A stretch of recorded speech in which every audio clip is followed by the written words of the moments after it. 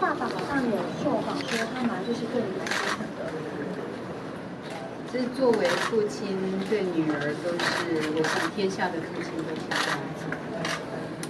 我跟你上前听他说，就是你们任内是有把那个特支费有砍掉，那也有说好像比起前任的总经理花费来说是比较少。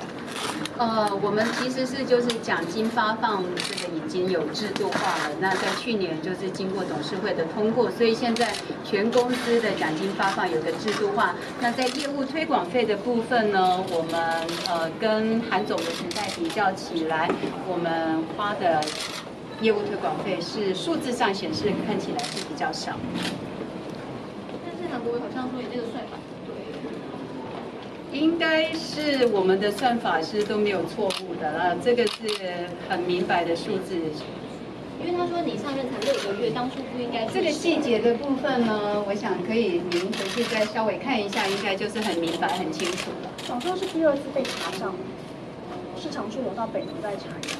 今天监察人有跟市场处的人再一次来到北农，那监察人也有进来我的办公室跟我说，还有一些资料，他们觉得还没有查完，还想要再查，那我们就是公司就是配合监察人来进行查账。好，谢谢大家，谢谢大家了，谢谢，好，谢谢。鼓掌，谢谢，谢谢你们，谢谢。